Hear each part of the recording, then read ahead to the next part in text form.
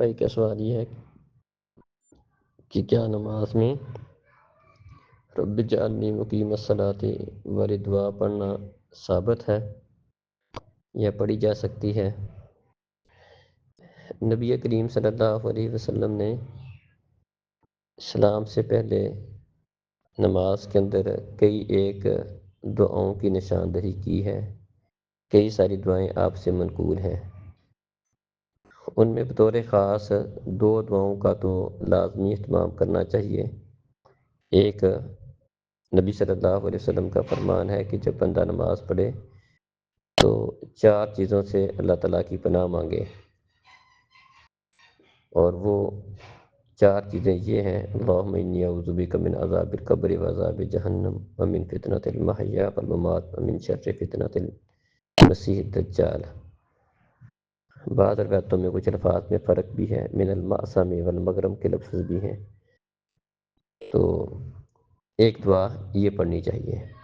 اسی طرح نبی صلی اللہ علیہ وسلم نے بطور خاص تاکید کر کے ایک دعا یہ بھی بتائی ہے: اللہم انی ظلمت نفسی ظلما کثیرا ولا یغفر الذنوب الا انت فاغفر لی مغفرۃ من عندک وارحمنی انک انت الغفور الرحیم.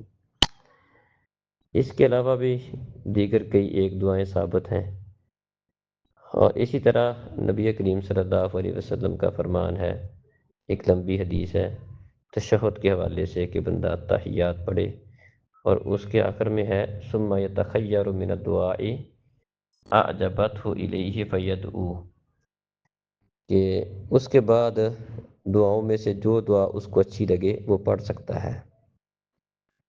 تو اس حدیث کی روح سے پتہ چلا کہ وہ دعائیں بھی پڑھ سکتا ہے جو اگرچہ احادیث میں بطور خاص نماز میں اس کا ذکر نہیں ہے، لیکن بندہ ان دعاؤں کو کرنا چاہتا ہے. قرآن میں دعائیں منقول ہیں یا احادیث میں ہیں، یا اس کے علاوہ کوئی اپنی طرف سے کوئی دعا کر رہا ہے تو وہ دعائیں کی جا سکتی ہیں.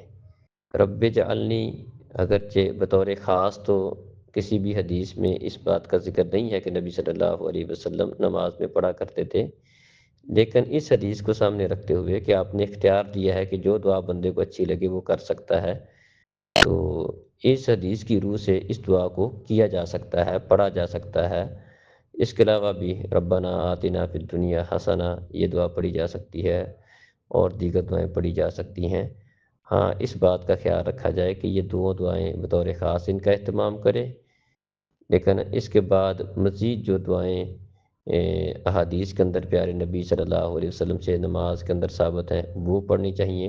اور اس کے علاوہ بھی جو بندہ قرآن کی کوئی دعائیں ہیں احادیث میں وہ منقول ہیں، یا اپنی خود سے کوئی دعا مانگنا چاہتا ہے عربی زبان کے اندر، تو وہ سلام پھیرنے سے پہلے وہ پڑھ سکتا ہے. اس میں کسی قسم کا حرج نہیں ہے. خود نبی صلی اللہ علیہ وسلم نے جب اس کا اختیار دیا ہے کہ آپ یہ پڑھو، جو آپ کو اچھی لگے وہ دعا پڑھ لو، تو وہ پڑھی جا سکتی ہے. اس میں کوئی کسی قسم کا مسئلہ نہیں ہے. السلام علیکم.